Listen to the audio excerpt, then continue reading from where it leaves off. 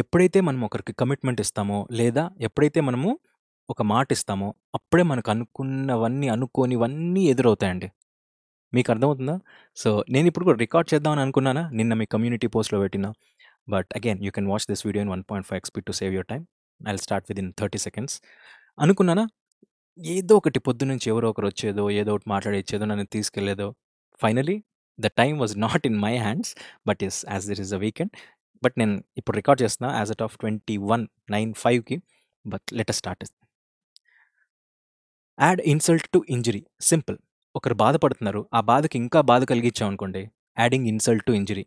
ఒకడు ఏడుస్తున్నాడు, ఒక అమ్మాయి ఏడుస్తుంది, ఇంకా ఇంకా ఏడ్చేలా మనం చేసామనుకోండి, that means adding insult to injury.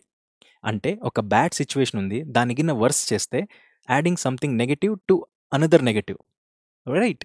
అట్లా కాకుండా వర్స్ సిచ్యువేషన్ ఉంది, దాన్ని ఇంకా వర్స్ట్ చేసినాం అనుకోండి, again adding insult to injury. Already negative ఉన్నాడు, దానికి ఇంకొక నెగటివ్ యాడ్ చేశారు, something. That is what adding insult to injury. Right? ఇదంతా అదే.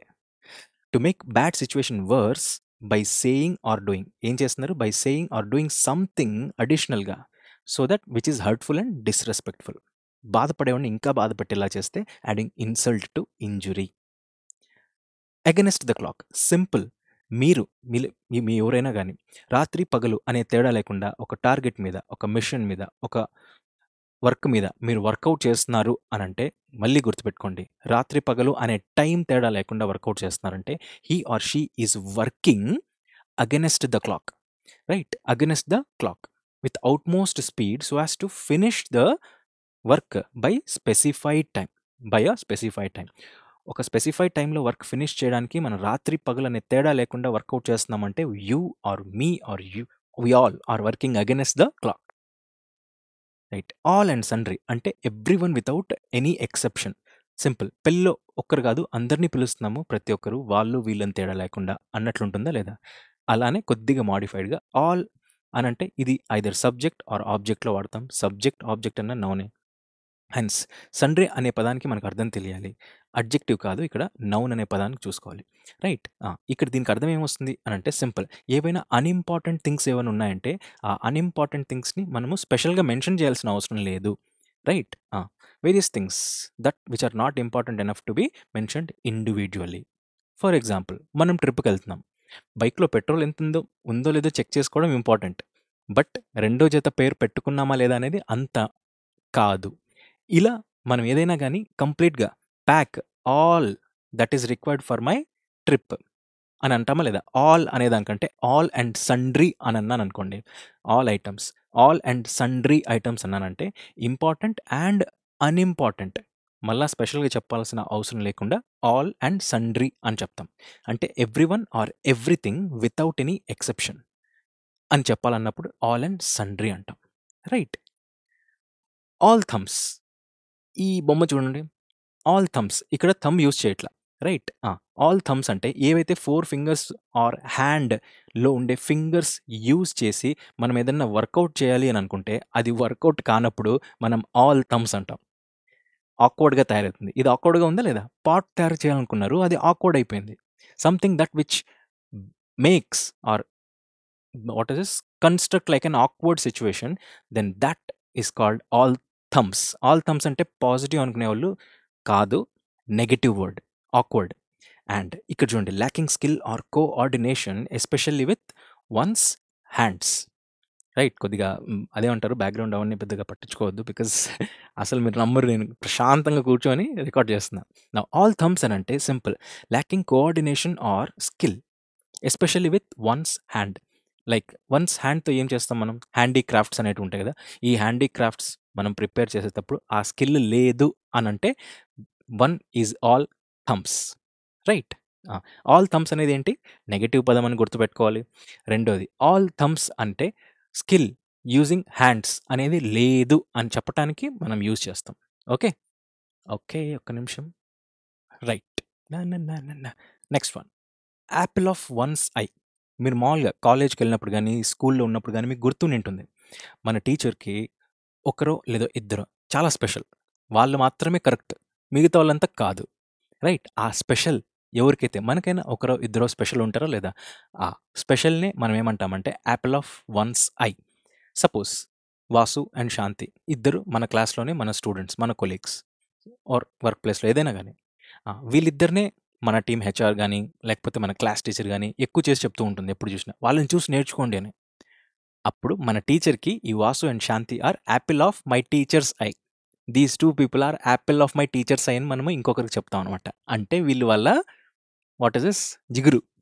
Right. Someone or something that is cherished, loved or valued above all others. అందరికంటే ఎక్కువ ఎవరికైతే importance ఇస్తారో వాళ్ళని లేదా ఆ వస్తువుల్ని యాపిల్ ఆఫ్ వన్స్ ఐ అంటాం. నా ఫ్రెండ్‌కి కార్ ఇష్టం. అప్పుడు నేనేమంటా this car is apple of my best friend's eye. Apple of my best friend's eye. Apple అనేది పాజిటివ్ వర్డ్ అనేది గుర్తుపెట్టుకోండి. ఓకే.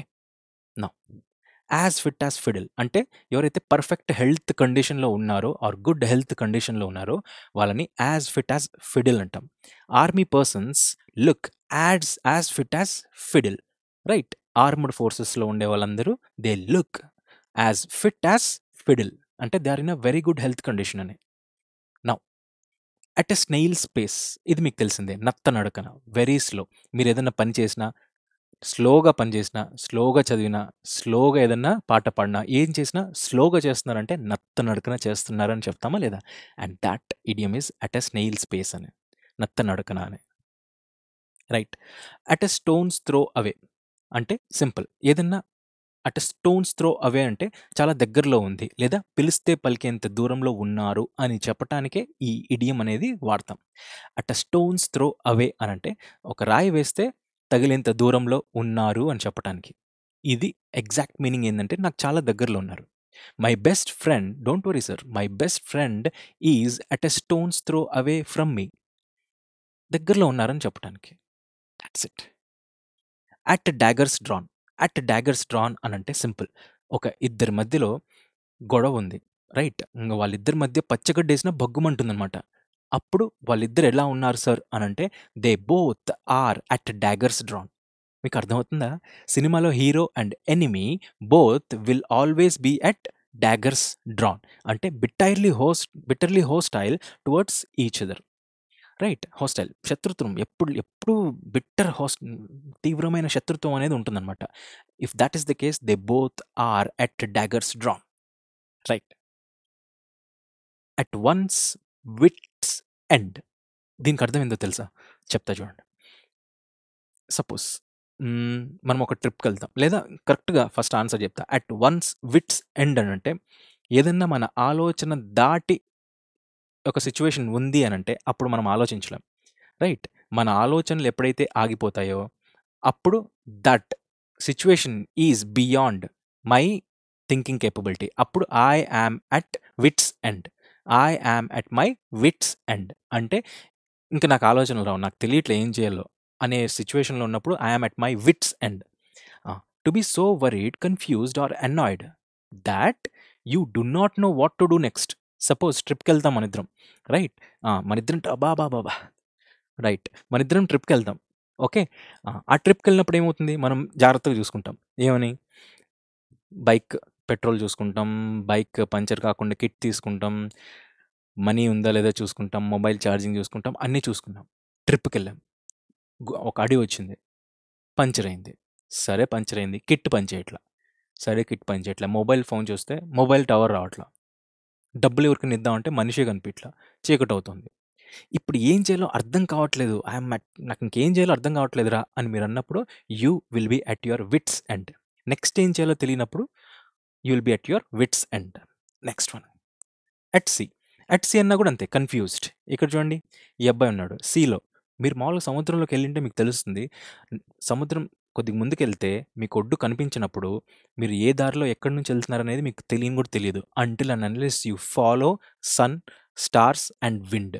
ఈ మూడిటి గురించి ఐడియా లేకుండా మీరు వెళ్తున్నారు అనంటే సముద్రంలోకి you will be at sea. You will be confused. Now at the drop of a hat. At the drop of a hat అంటే ఇప్పుడు చెప్పుకున్న దాని విధంగానే సింపుల్‌గా immediately without having to stop or think about it. దీనికి అర్థం ఏం తెలిసినా? సింపుల్.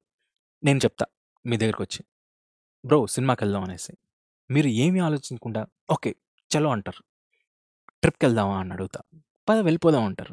అంటే నేను చెప్పడమే ఆలస్యం. మీరు ఒక్క సెకండ్ కూడా తీసుకోకుండా మీరు సరే అంటున్నారు. లేదా వద్దు అని అంటున్నారు. ఏదో ఒక డెసిషన్ అయితే ఇమ్మీడియేట్‌గా చెప్పేస్తున్నారు. ఒక్క సెకండ్ టైం లేకోకుండా. ఏదన్నా ఒక్క సెకండ్ కూడా టైం లేకోకుండా ఇమ్మీడియేట్‌గా చెప్తున్నారు అనంటే you are taking a decision at a drop of a hat. అంటే immediately. Right?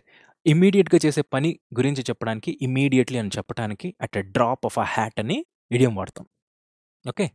Now okay. Right. At the 11థ్ అవర్. అట్ ది 11థ్ అవర్ అంటే at the end of the time. ఇంకా కరెక్ట్‌గా చెప్పాలంటే మీలో బీటెక్ గ్రాడ్యుయేట్స్ అయితే నాకు తెలిసి మీరు బాగా కనెక్ట్ కాగలరు. ఈవెన్ దో డిగ్రీ స్టూడెంట్స్ కూడా అదే చేస్తాననుకుంటున్నా. వాట్ ఈస్ థాట్ అంటే సపోజ్ మనకు సెమిస్టర్ అంతా ఉంటుంది. కానీ సెమిస్టర్ అంతా చదవం. లాస్ట్ 1 డే బ్యాటింగ్ చేస్తాం. ఆ 1 డే బ్యాటింగే 11థ్ అవర్ అంటాం. If you are studying, reading, working anything at the last minute of any dead end then you are working at the 11థ్ అవర్. రైట్?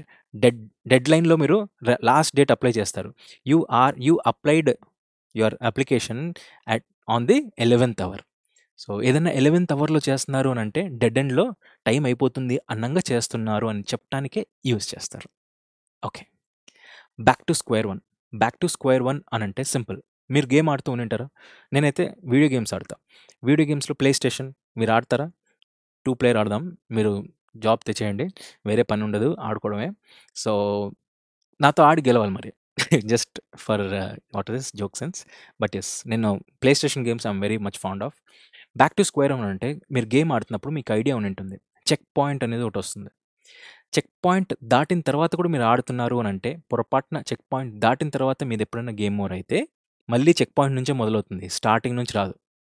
కానీ పొర్రపాటున మీరు స్టార్ట్ అయ్యి చెక్ పాయింట్ లోపలే గేమ్ ఓవర్ అయిందనుకోండి. మళ్ళీ మొదటి నుంచి స్టార్ట్ చేయాలి. అది మళ్ళీ మొదటి నుంచి స్టార్ట్ చేయాలి అనే సిట్యుయేషన్‌నే బ్యాక్ టు స్క్వేర్ వన్ అంటాం. To return to the beginning or start over often due to a failure or a setback. Right? ఏదైనా ఒక ఫెయిల్యూర్ అవుతుంది. ఇంగప్పుడు మళ్ళీ ఎక్కడి నుంచి స్టార్ట్ చేయాలి? ఫస్ట్ నుంచి స్టార్ట్ చేయాలి అని చెప్పటానికే బ్యాక్ టు స్క్వేర్ వన్ అంటాం. I'm back to square one అని. సేమ్ అగైన్ సిమిలర్ మీనింగ్ వచ్చేదే back to the drawing board. Simple. మీరు సివిల్ ఇంజినీర్ అయితే మీకు ఐడియా ఉండి ఉంటుంది. మీరు బ్లూ ప్రింట్ వేస్తారు. ఏదన్నా ఒక ప్రాజెక్ట్ అయినా, అపార్ట్మెంట్ అయినా. బ్లూ ప్రింట్ తీసుకొని అప్రూవల్ కోసం వెళ్తారు. అప్రూవ్ కాలేదు అనంటే you will be back again to the drawing board. అంటే you will start from the start. ఎక్కడి నుంచైతే మొదలెట్టారో అక్కడి నుంచి మళ్ళీ గీయడం మొదలెడతారు. ఇది చేంజ్ చెయ్యి, అది చేంజ్ చెయ్యి అనేది. So, back to drawing board అనంటే again back to the start. Starting నుంచి స్టార్ట్ చేయమని. Right? Okay. The next one. Back seat driver. ఇది నేను ఖచ్చితంగా అదే పనికి పెట్టా. ఇక్కడ ఈ అమ్మాయేమో డ్రైవ్ చేస్తుంది. వెనకాలేమో ఉంటారు మనలో చాలామంది. నేను అప్పుడప్పుడు చెప్తూ ఉంటా. Depending upon our best friend or not అనేసి. సో, "ఏయ్! అట్లేనా డ్రైవింగ్ చేసేది? నాకు డ్రైవింగ్ వచ్చు. బట్ కొంతమందికి డ్రైవింగ్ కూడా రాదు. కానీ సలహాలు ఇస్తూ ఉంటారు. ఉచిత సలహాలు, అన్‌వాంటెడ్ అడ్వైస్, అన్నెసెసరీ అడ్వైస్‌లు అన్నీ ఇస్తూ ఉంటారు. అలా ఇచ్చే వాళ్ళనే ఏమంటాం? బ్యాక్ సీట్ డ్రైవర్ అంటాం. Someone who gives unwanted or unnecessary advice to the person actually who is performing a task. మీ ఆఫీస్‌లో గాని, మీ క్లాస్‌లో గాని ఒకరు ఒక పని చేసుకుంటూ ఉంటారు. మన ఇంట్లో గాని పని చేసుకుంటూ ఉంటారు. మనం పోయి ఇట్లేనా చేసేది? అసలు నీకు పని చేయడం కూడా రాదా? అసలు ఇట్లేనా వంట చేసేది? సో, వాట్ ఈస్ దిస్ అంటే అన్నెసెసరీ అండ్ అన్‌వాంటెడ్ అడ్వైస్‌లు ఎవరైతే పని చేసే వాళ్ళకిస్తారో వాళ్ళనే బ్యాక్ సీట్ డ్రైవర్ అంటాం. అంటే బ్యాక్ సీట్‌లో ఉండి డ్రైవింగ్ చేస్తూ ఉంటారనమాట. రైట్? యాక్చువల్ డ్రైవింగ్ అయితే చేస్తూ ఉంటారు ఒకతను.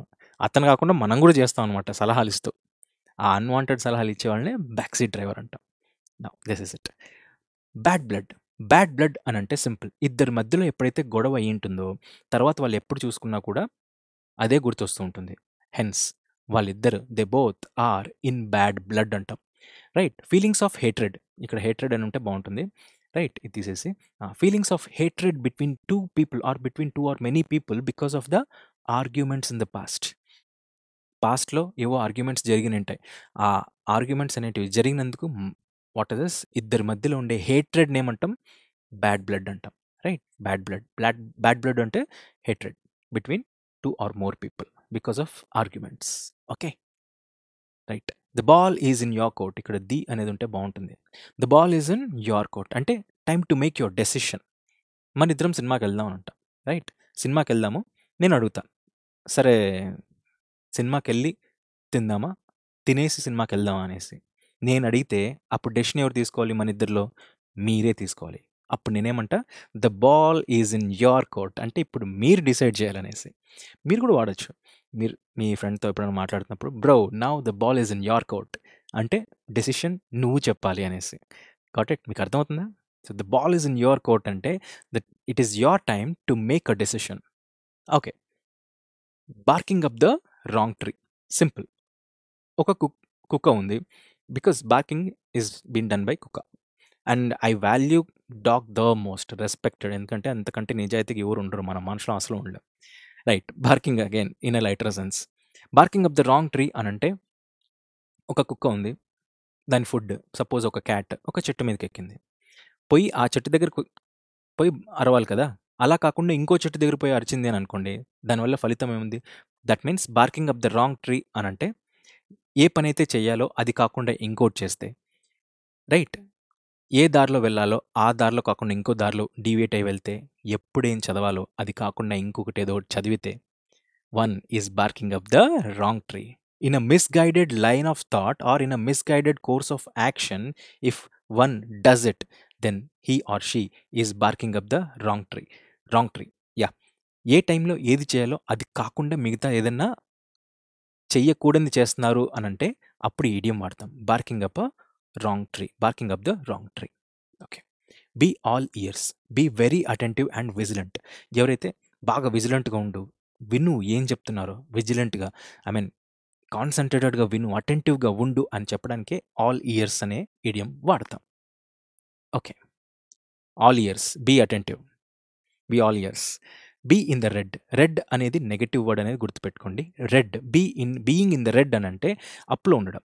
Right. Be to have a negative financial balance. అప్పుల్లో ఉండే వాళ్ళని బీయింగ్ ఇన్ అ రెడ్ అంటాం. My friend what is this betting యాప్స్లో పెట్టాడు, now he is in the red. Betting యాప్స్లో ఇన్వెస్ట్మెంట్ చేశాడు, now he is in the red, అప్పుల్లోకి వెళ్ళిపోయాడని. Now beat around the bush. ఏదన్నా ఒక బీటింగ్ అరౌండ్ ద బుష్ అంటే పొదలని తెలుసు. పాము పొదల్లో ఉందనుకోండి, ఆ పొదల మీదే కొట్టాలి. దాంట్లో ఉంటే అది పోతుంది. అలా కాకుండా పొదల చుట్టూ కొడుతూ ఉంటే, that is what called beating around the bush. పని కాదు. రైట్. ఏదన్నా ఒక మాట చెప్పాలి అని అంటే, అది కాకుండా దాన్ని ఏదేదో చెప్తున్నారు. ఏదన్నా ఒక పని చేయాలి, అది కాకుండా వేరే ఏదో చేస్తున్నారు. సపోజ్ మన ఇద్దరం బయటికెళ్ళాలి. రైట్. రెడీ అయ్యి స్నానం చేసి బట్టలేసుకొని నీట్‌గా రెడీ అయ్యి ఎళ్ళిపోవాలి. అలా కాకుండా నేను బట్టలు సర్దుకుంటా, నేను వంట చేస్తా, బయట తిందాము. అలా కాదు, నేను పోయి చెట్లకు మొక్కలకు నీళ్ళేస్తా. ఇంట్లో వేరే వాళ్ళున్నారు గదా! చేస్తారు. ఎందుకంత చెయ్యాల్సిన పని కాకుండా ఏదో వేరే పని చేస్తే, then you are beating around the bush. Speaking in a round about manner. When you speak in a round about manner, మాట్లాడాల్సింది కాకుండా వేరే ఏదేదో అట్లా మాట్లాడుతున్నారంటే, you are beating around the bush. Right. స్పీకింగే కాదు, whatever you do, you are beating around the bush. చేయాల్సిన పని కాకుండా వేరే ఏదో చేస్తూ ఉన్నా, చదవాల్సిన బుక్ కాకుండా వేరే ఏదైనా చదువుతూ ఉన్నా, you are beating around the bush. Now this is it and this is all. By this we complete. Don't worry. నేను నెక్స్ట్ అదే వాట్ ఇస్ సాటర్డే సండే మామూలుగా రికార్డ్ చేయను. Now I'm doing it because yesterday record చేయలేకపోయా. And this is it and this is all. Monday కలుద్దాం, but with newer things. Yes, I'm working it out today night and tomorrow also, so that మీ ముందుకి తీసుకొచ్చాకే. నేను ఎంత అంటే వద్దులే, చెప్తా next వీడియోలో చెప్తా. Good day, bye, good night also.